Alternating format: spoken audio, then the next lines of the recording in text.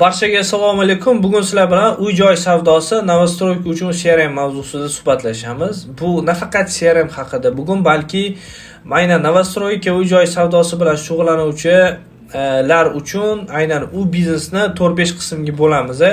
Aynan bularda qanaqangi aytaylik jarayonlar ketadi. Ish prosesslari nimadan iborat? Marketingdan tortib sotuvgacha bo'lgan jarayon. Undan tashqari qanday muammolar kelib chiqishi mumkin? Ish prosesida, sotuvchilarda, marketingda misol uchun va u muammolarni qanday bartaraf qilish mumkin mavzusida suhbatlashamiz. Bu videomizda tabiiyki aynan shu yo'nalishda, shu biznesni qilayotganlarga, ya'ni amaldagi tadbirkorlarga yoki bo'lmasa mana shu yo'nalishda o'z biznesini boshlamoqchi bo'lganlarga hamda mana shu yo'nalishga aloqasi bo'lgan sotuvchi va operator, marketologlarga manfaatli bo'ladi. Unda biz suhbatimizni boshlaymiz.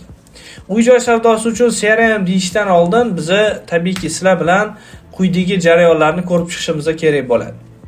Aytgancha, oldindan tanishib olaylik. Meni bilmaganlar uchun, men Bekzod Xanov, kompaniya BT24 va biz avtomatizatsiya bilan shug'ullanamiz. Sotuv bo'limlarini avtomatizatsiya qilamiz. Biz quyidagicha CRM IP telefoniya Bittrex24 tizimlarini joriy qilamiz, o'rnatamiz, o'rgatamiz, podдержка qilamiz. Va biz sizlar ko'rib turgan quyidagi korxonalar bilan ishlaganmiz. Bu yerda qurilish korxonalari bor, ishlab chiqarish korxonalari bor, avtosalonlar, beton zavodlari, hattoki konsalting, turfirma har xil yo'nalishlardan bor. Va aynan biz quyidagi korxonalarga aytaylik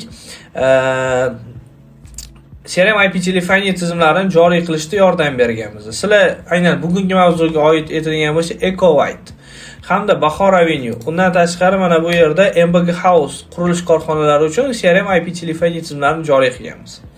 Ya'ni sotuv bo'limidagi muammolarni bartaraf qilishda yordam berganmiz. Mavzuga qaytadigan bo'lsak, bugun sizlar bilan bugungi mavzuda biznes jarayonlari, novostroyka qanaqa ishlaydi, asosiy muammolar, pul va mijoz qayerda yo'qoladi, nima uchun bu muammolar paydo bo'ladi, CRM tizimi novostroykada nimani hal qiladi degan mavzuni davom ettirib xulosa yasaymiz. Unda birma-bir boshlaymiz. Birinchisi, har bitta biznesni boshqa videolarda ham aytganimizdek bir necha bo'limga bo'lib olgan ma'qul. Aynan любой biznesda meni nazarimda aytaylik quyidagi skelet mavjud. Ya'ni quyidagi ish jarayonlari mavjud. Bitta ikkitalari plus minus bo'lishi mumkin, lekin skelet quyidagicha, ya'ni ish jarayoni quyidagicha bo'ladi. Marketing, sotuv, bitim, qayta sotuv yoki qayta aloqa, odzev, feedback deb nomlanadi. Qisqacha aytadigan bo'lsak, tabiiyki har bitta biznesda nima qilish kerak? Bir soniya. Marketing qilinadi, ya'ni mijoz jalb qilinadi. Biz hozir to'g'risini aytsam, bu videoda men aytaylik ishlab chiqarishni chuqur negiziga kirish emas maqsadimiz. Bugun aynan sotuv jarayonlaridagi muammolar, yechimlar haqida gaplashamiz. Va shuning hisobiga marketingdan oldingi seriyo sotib olishinglar, yer olishinglar, yerda bir necha etajlik aytaylik uy yoki kommersiy помещение qurishinglar haqida emas. Undan keyingi jarayon. Tasavvur qilamiz, sizda o'zi obyekt tayyor yoki qurilmoqda. Ana shu holatda sizni qiladigan ishingiz nima bo'ladi? Tabiiyki, eng birinchi navbatda marketing bo'ladi. Marketingda siz biz biladigan narsamizni Instagram, Facebook sayt, target, context yoki SEO, OLX va boshqa Telegramlar orqali reklama qilinadi. Va mijoz jalb qilinadi, ya'ni mijozlar qiziqtiriladi. Bundan so'ng nima bo'ladi deydigan bo'lsanglar, tabiiyki mijoz qiziqish bildirib zaifga murojaat qoldirgandan keyin ikkinchi bo'limga o'tadi. Ya'ni sotuv bo'limiga, sotuv etapiga o'tadi. Hop, reklama berdingiz, ijtimoiy tarmoq, bloger va hokazo hammasiga reklama berildi. Undan keyin operatoringiz bog'lanadi. Ya'ni murojaat tushib keladi, birinchi aloqa o'rnatiladi, kvalifikatsiya qilinadi. To'g'rimi? Loyihalar, narxlar, shartlar tushuntiradi. Telefon orqali operatoringiz yoki sotuvchingiz ma'lumot beradi. Yoki tabiiyki uni uchrashuvga undaydi. Ko'rsatish kerak bo'ladi. Ofis obyekt maketini ko'rsatish uchun ofisga chaqiradi. Chunki offline uchrashuvlarda sotish osonroq. Chunki sizni ko'radi, aurani his qiladi, qurilishlarni amalda borib ko'radi, plus minuslarini tushunadi, keyin esa xarid qilish ehtimoli yuqori bo'ladi. Undan keyingi jarayon bu mijoz o'ylab ko'radi, solishtiradi, kutadi. Umumiy qilib aytaman. Hozir biz sizlar bilan nimani ko'rib chiqamiz? Birinchi navbatda reklama, marketing mijoz jalb qilishini va sotuv jarayonlari, sotuv jarayonidagi sotuv voronkasini ko'rib chiqamiz. Sotuv voronkasi bu mijoz aloqaga chiqqandan boshlab xarid qilgungacha bo'lgan jarayon. Va shu narsani aytishim mumkinki, sizlarning yo'nalishingizda, ya'ni novostroyka uy olib sotish yo'nalishida bu jarayon odatdagidan ko'proq vaqtni oladi. Va reklama ishladi, aloqa qilindi, kvalifikatsiya ma'lumotlar berildi, loyiha shartli tushuntirildi, ko'rsatildi va tabiiyki keyin mijoz o'ylab ko'raman degan aytaylik etapga tushib keladi. Agar tasavvur qilamiz, hammasi yaxshi bo'lib sotuv amalga oshirish ehtimoli bo'ladigan bo'lsa, bitim 3-etapga o'tadi. Bron qiladi, hujjatlar, shartnoma to'lov qiladi. To'lov tabiiyki har xil turda bo'lishi mumkin. U sizlardan kelib chiqadi. Shunda nima bo'lyapti? Marketing mijoz jalb qilyapti, sotuv etapiga o'tkazayapti, sotuv maksimal kvalifikatsiya qilyapti va kelishuvga o'tyapti. Kelishuvdan keyin qayta sotuv, qayta aloqa. Qayta sotuv endi o'zingizlarda qanaqa bo'lishi haqida buni o'ylab ko'rasizlar, lekin asosan bu yoqda men nazarda tutmoqchi bo'lgan narsam bu qayta aloqa. Mijozdan shunchaki fikr so'rash. Agar siz tayyor uyni sotgan bo'lsangiz, tabiiyki mijoz bilan aloqa davom etish kerak. Tavsiya qayta sotuv, boshqa obyekt qarindoshlar bo'lishi mumkin, fikr, mulohaza, feedback. Bu etap nimaga men muhim deb hisoblayman? Chunki sotdingiz bo'ldi, qutuldingiz emas, balki telefon qilish orqali yoki bo'lmasa ularga qo'shimcha nimadirlar berish orqali ularni sizga bo'lgan loyallikni oshirishingiz mumkin bo'ladi. Ular sizni marketing yo'li sifatida ishlashi mumkin. Chunki bitta odam 7 ta odamga kamida yaxshi sifat, yaxshi servis haqida gapiradi. Shuning uchun qayta aloqa har doim men har bitta biznesda qo'shishga tarafdorman. Xulosa yasaydigan bo'lsak, uy savdosida sotuv tez yopilmaydi, qaror o'ylab qabul qilinadi. Ya'ni sizning yo'nalishingizda, mana siz shu yo'nalishda bo'ladigan bo'lsangiz yoki bo'lmasa aynan shu yo'nalishga kirmoqchi bo'lsangiz, marketolog va sotuvchi bo'lsangiz, shu narsani tushunib olinglar. Sotuv sizlarda bittada bo'lmaydi. Sotuv jarayon, mijoz o'ylab ko'radi, solishtiradi. Hozir simbolik aynan bunaqa paytda odamlarni aldayotgan, misol uchun, yolg'on reklamalar ko'paygan paytda mijozlar maksimalni aytaylik ko'proq o'ylab ko'rish uchun vaqt oladi. Shuni hisobiga shuni tushunib olinglar, quyidagi etaplar sizlarda bor va hozir sizlar buni u yoki bu shaklda ko'rsatib kelyapsizlar. Tabii ish jarayonidan chiqqandan keyin quyidagi ish jarayonlarida qanaqa muammo bo'lishi mumkin degan savolga javob beramiz. Xo'p, quyidagi uy-joy savdosida asosiy muammolar quyidagicha bo'ladi. Ular tabiiyki ko'p, lekin biz asosiylarini belgiladik. Marketing sotuv jarayon, ya'ni qayta aloqa xizmat ko'rsatishda nima muammolar bor? Marketingga oyma-oy ko'p pul sarflanadi, qaysi reklamadan qancha mijoz kelgani noma'lum. Blogerga berdingiz, saytga berdingiz, target yoqdingiz, lekin qaysi reklamadan qancha mijoz kelayotgani, qanchasi olayotgani, qanchasi olmayotgani, sifatli, sifatsizlarni bilmaysiz. Xo'p, qaysi ijtimoiy tarmoq yoki sayt qancha murojaat olib kelayotgani, qancha sotuv qilayotgani noma'lum. Boyga tepadagina davomi bu. Ya'ni minglab dollarlar reklamaga ishlatyapsiz, lekin o'zini-o'zi oqlayaptimi, misol uchun, o'zi misol uchun berayotgan mana reklama kanalingizdan ko'ra, misol targetdan ko'ra balki sayt yaxshilayotgan. Misol tariqasida aytaman. Demak, o'shanga ko'proq urg'u berishimiz kerak va sifatsiz lidlar kelayotgan analizi. Bu murojaat soni ko'p degani sotuv yaxshi bo'ladi, ya'ni murojaat soni ko'p degani sotuv zo'r bo'ladi degani emas. Murojaat sonining sifati muhim. Sifat degani nima? Aynan siz qurayotgan aytaylik siz qurayotgan obyektni aytaylik misol bilmayman, Toshkentni quryapsiz, Samarqanddan sizga bog'lanishyapti. Misol Samarqanddan yuqori ehtimol bilan olishmasa kerak. Asosan Toshkent, Samarqand. Samarqandda qurayotgan obyektingizga Toshkentga reklama yoqish, misol uchun qanchasidir ma'noda noto'g'ri bo'lsa kerak. Va telefon qilganda aytaylik adashib tushgan, noto'g'ri murojaat qoldirgan mijozlar bo'ladi. Misol uchun telefonni ko'tarmagan, sifatsiz mijozlarni analizi yo'q. Bu marketingda. Aynan mana shuni hisobiga marketing aytaylik to'g'ri ishlamaydi. Reklamaga pul turiladi, muammo aniqlanmaganligi uchun pul havoga ketish ehtimoli bor. Ikkinchisi sotuv. Birma-bir aytib o'taman. Sotuvda quyidagi muammolar kelishi mumkin. Sotuv oyma-oy tushib ketadi, sababi bilinmaydi, chunki hech qanaqa tizimi yo'q. Qaysi sotuvchi qanaqa ishlayotgani, qancha sotuv qilayotgani noma'lum bo'ladi. Ya'ni bu ham muammolardan bittasi. Nega mijozlar sizdan olmayotgani noma'lum. Ya'ni boyga aytgan narsam, nimaga sizdan olishmayapti? Sabablar bor. Biz tizim o'rnatayotganimizda har doim aytamiz, har doim bitta bo'lim bo'ladi. Qimmatlik qildi, lokatsiya to'g'ri kelmadi, bog'lanib bo'lmadi, misol uchun noto'g'ri tushganlik va har xil mana shunaqa sabablari bo'ladi-da, ya'ni umuman. Aynan o'shani biz analiz qilishimiz kerak. Mijozlarga vaqtida bog'lanilmaydi, mijozlar unutiladi. Ya'ni murojaat kelib tushadi, lekin ularga vaqtida bog'lanilmaydi. Mijoz unutiladi. Tushunyapsizmi? Va aynan siz bo'lmasangiz boshqasi. Bittagina siz emassiz-ku, to'g'rimi? 3000 tadan oshiq adashmasam, qurilish korxonalari bor degan analizga ko'zim tushgan edi, adashmayotgan bo'lsa. 3000 tadan oshiq tasavvur qiling, sizdan tashqari 2999 tasi bor.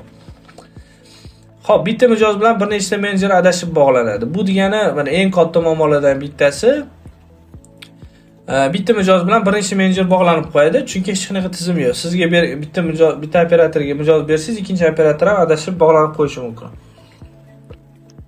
Bu esa xizmat sifatini tushirishga, xodimlar o'rtasida tushunmovchilik keltirib chiqarishga sababchi bo'ladi. 6-chi, kunlik, haftalik, oylik hisobotlar mavjud emas. Ya'ni operatorlar o'zi ham bilmaydi, siz ham bilmaysiz, hech qayerda bu narsa yuritilmaydi. O'tgan oy qanaqa bo'lgan edi, bu oy qanaqa bo'ldi degan savollarga javob yo'qligi bu muammolardan bittasi hisoblanadi. Tabiiyki, sotuvda operatorlar analiz qilmaslik, ovozlarni eshitmaslik, mijozlarning asosiy etik qarshiligi nimada bo'layotganligini bilmasdan turib, strategiya qilish bu qiyin masala. 3-jarayon, qaysi mijoz qaysi bosqichda ekani bilinmaydi. Ya'ni mana siz bilan ko'rishdik, 5-6 ta etik общий ma'noda 10 ta etapimiz bor, to'g'rimi? Qaysi mijoz qayerda turibdi? Birinchi etapdami, 2mi, 3tami, 4tami yoki o'ylab ko'rish etapidami? Shu noma'lum. Kim bron qildi, kim faqat qiziqda aralashib ketadi. Ya'ni bron qilgan joyi sotib qo'yish ehtimollari, sotilgan narsani sotib qo'yish ehtimollari kuzatiladi. Rahbar faqat muammo chiqqanda biladi. Faqat yana qaysidir mijoz yoki bo'lmasa sotuvchi xato qilganda yana keyin bilinib qolishi mumkin. Ungacha misol uchun to'g'ri ketilyapti, noto'g'rimi, shu haqida ma'lumotlar bo'lmaydi. Xo'p, sizlar bilan nimani ko'rib chiqdik? Ish jarayonlarini ko'rib chiqdik. Tabiiyki, marketingdan boshlab mijoz sotuv amalga oshirish jarayonigacha asosiy muammolarni hozir bilan ko'rib chiqdik va endi 3-chisi bu pul va mijoz qayerda yo'qoladi. Xo'p, pul va mijoz qayerda yo'qoladi? Quyidagi 4 ta 5 ta etapimiz bor. Aslida bu ko'p, lekin qisqacha aytib o'taman.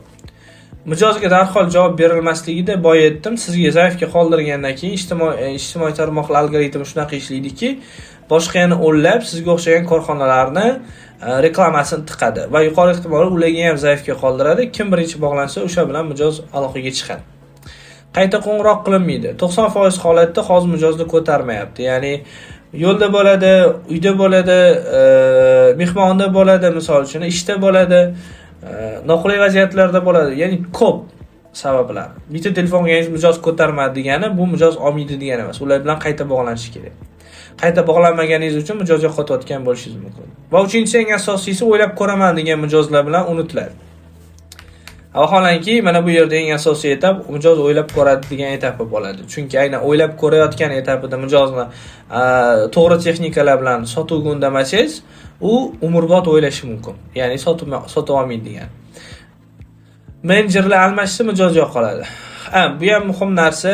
Sotuv, ya'ni siz novostroyka bilan shug'ullanadigan bo'lsangiz yoki shug'ullanmoqchi bo'lsangiz, sizda ko'pgina sotuvchilar almashish ehtimoli bor. Bu degani, lekin shu yerda men narsa qo'shimcha qilmoqchiman. Sotuvchi ishdan ketayotganda meni 150 ta mijozim bor edi yoki 20 ta yoki 50 ta mijozim bor. Ertaga ofis keladi, ertaga o'ylab ko'ryapti, 2 xonaliga qiziqgan, 3 xonaliga qiziqgan. Bir oydan keyin aloqaga chiqishim kerak deb aytmaydi-da, qo'pol qilib aytgan. Aytmaydi deganda ular xohlamagandan aytmaydi emas, prosta esida yo'q ularni o'zini, chunki tizim yo'q. 5-chisi bu sotuv statistikasi yo'q. Nechta sotildi, nechta sotilmadi, qancha murojaat qilindi, marketing qanaqa. 1000 ta murojaatdan 5-10 tasi bitimga aylanadi. Qolgan 99% qayerga ketgani noma'lum. Ya'ni qolgan etapi mana ko'rib turganinglardek qayerga ketgani noma'lum bo'ladi. Bu muammolarni kelib chiqishi nimada deydigan bo'lsangiz, yagona tizim yo'qligida mijozlar bazasi hamma yoqda tarqalayotibdi, xodimlaringiz telefonida, ijtimoiy tarmoqlarda, Instagramda, Telegramda. Sotuv bosqichlari aniqlanmagan. Ya'ni xodimlar miyasida biladi qaysi etapdan keyin qaysiligini, lekin umumiy hamma uchun bitta tartib yo'q. Nazorat qo'lda olib boriladi, tahlil qilinmaydi. analiz qilmas ekansiz, nazorat qilmaysiz. Ya'ni kechagi kunni analiz qilmasangiz, ertangi kunga plan qo'ya olmaysiz. O'shaning uchun muhim siz bilishingiz kerak. Qayerda turganingizni va qayerga ketmoqchiligingizni. Muammo kelib chiqish sababi shunda.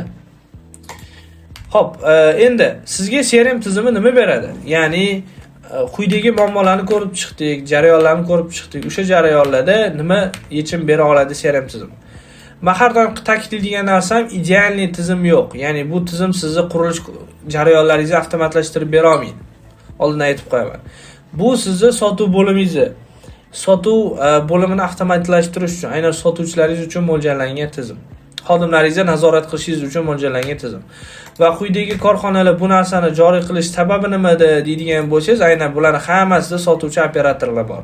Va bular aytaylik reklamaga yaxshigina pul sarflashadi va aytaylik aynan shundan reklamadan kelayotgan mijozlarni ushlab qolish uchun quyidagi tizimni joriy qilishgan. Va bu sizga nima beradi? 3 ta qismni tushuntirib beraman. Marketing, sotuv, xizmat sifati. Marketingda boyga aytgan barcha deyarli muammolarni hal qilish imkoniyati bor. Marketing analiz qilasiz, murojaatlar sonini ko'rasiz, to'g'ri joyga to'g'ri strategiya qilish orqali ko'proq aytaylik daromad qilish imkoniyatingiz bo'ladi. Ya'ni ko'proq sotuv amalga oshirishingiz mumkin bo'ladi. Ikkinchisi bu sotuv. Har bitta mijoz bazada saqlanadi. O'ylab ko'raman dedimi, telefon qilib ko'tarmadimi, keyinroq aloqaga chiqish kerakmi, hammasi bazada. Qaysi mijoz qaysi etapdaligini ko'rib turasiz. Biron qilgan, o'ylab ko'ryapti, ofisga keladi, kelib ketdi, dokument tashlab berish kerak, hammasi. Qayta aloqa va eslatmalar bo'ladi. Eng asosiy bo'lim sotuvchilaringiz uchun. Mijozga keyinroq telefon qilishim kerak, o'ylab ko'rar ekan, ofisga keladi, falonchi har bitta etapi fiksatsiya qilinadi. Menejerlar ishlashi nazorat qilinadi. Boya aytganman, nechta mijoz bilan gaplashdi, mijoz bilan qanaqa gaplashyapti, to'g'ri ma'lumot beryaptimi, noto'g'ri ma'lumot beryaptimi, kim qanaqa ishlayapti, shu haqida analiz. Rahbar real raqamlarni ko'radi. Ya'ni siz real raqamlarni ko'rib turasiz. Sotuv jarayonlari bo'yicha. Oxirgisi bu xizmat sifati. Xizmat ko'rsatish sifatini oshiradi, barcha mijozlarning bazasi bitta joyda bo'ladi, qayta sotuvlarni doimiy qiladi. Yana shunga qo'shimcha tarzda aytmoqchiman, CRM tizimining yana 3 ta foydasi bor. O'zi eng asosiy birinchisi xodimingizga, rahbariga, mijozga yoki naborot ketma-ketligini to'g'rilasa bo'ladi. Qisqasi xodimingizga nima foyda? Xodimingiz hamma murojaatni sirazu ko'radi, mijozga sirazu aloqaga chiqadi. Hamma gaplashganlari yozib qolinadi, analiz qilib olsa bo'ladi. O'tgan safar mijoz bilan nima haqida gaplashganini o'ylab ko'r va sotuvni oshirishga imkoniyat bo'ladi, chunki har bitta mijozni eslab qoladi. Sizga nima foyda? Sizga foydaki hammasini onlayn tarzda ko'rib turasiz. Mazingiz bo'lmadi, chet elga sayohatga ketdingiz, misol uchun har xil vaziyat. Xodimlaringiz tepasida turmasa nima bo'layotganini, sotuv bo'limingizda nima bo'layotganini ko'rib turishingiz bo'ladi. Mijozga nima foyda deydigan bo'lsangiz, eng asosiysi mijozga foyda, chunki xodimlaringiz sizni nazorat qilayotganingizni ko'rib turgan paytda yaxshiroq ishlashni boshlaydi va mijozlar sifatli servis oladi. Har telefon qilganda siz kim edingiz, nima murojaat qilganingiz degan savol bo'lmaydi, chunki baza saqlanadi. Va quyidagi aytaylik CRM tizimi sizlarga imkoniyat beradi. Bundan tashqari yana shaxmatkalar bor, qaysi uy bron qilingan, qaysi uy sotilgan, daromadlar bo'yicha analiz qilib olsak bo'ladi, misol uchun hisob-kitoblarni, xodimlarni, yana telefoniya xizmatlarimiz bor. Xo'p. Demak, siz tushundingiz, sizga CRM nima berish haqida tushuncha paydo bo'ldi. Quyidagi korxonalar biz ishlagan korxonalar va undan tashqari bu xizmatlarimiz. Ammo CRM, Bittrex IP telefon tizimlarini joriy qilamiz. Bu tizimlarni biz o'rgatamiz, bajarishni qilamiz va yuqorida aytayotgan muammolarimizni ham quyidagi tizimlar orqali yechamiz. Bizda kompaniya B24, men Bekzod Xanov 4 yildan beri faoliyat yuritamiz. 150 dan oshiq korxonalarga quyidagi tizimlarni joriy qilganmiz. Bu haqida ko'proq ma'lumot berish xohish yo'q, chunki o'sha ma'lumot berib bo'ldik. Agar murojaat qilmoqchi bo'lsangiz, bemalol quyidagi raqamlarga murojaat qilinglar, konsultatsiya olinglar va quyidagi tizimni bizdan joriy qilish imkoniyatingiz bo'ladi. Biz to'g'ri yechim tanlab, sizga yetarli maslahat va tavsiyalar berishga tayyormiz. Quyidagi nomerimiz, murojaat qilsangiz bo'ladi. O'zim javob berishga harakat qilaman, xudo xohlasa. Men o'zimga tushadigan bo'lsa, tabiiyki omadingiz, batafsilroq konsultatsiya berishga harakat qilamiz. Saytimizda, Instagram va Telegram kanalida aktivmiz. Obuna bo'lib qo'yishingizdan chiqmasin. Va tabiiyki savolalaringiz bo'lsa, murojaat qilaverasiz. Quyidagi tizimlarni biz tanlashda, o'rnatishda yordam beramiz. Shunga qo'shimcha video manfaatli bo'lgan bo'lsa, obuna bo'lib, like bosishni unutmanglar va agar savolingiz bo'lmagan taqdirda ham shunchaki videoni tagida aytaylik, video haqida o'z fikringizni iliq tillaringizni bildirib qo'ysangiz ham bo'ladi. Chunki bu bizga yana ham ishtiyoq beradi, yana ham ko'proq ishlashimiz uchun aytaylik turtki bo'ladi. Video manfaatli bo'lgan bo'lsa xursandmiz. Hammaga rahmat, salomat bo'linglar, kuninglar xayrli o'tsin.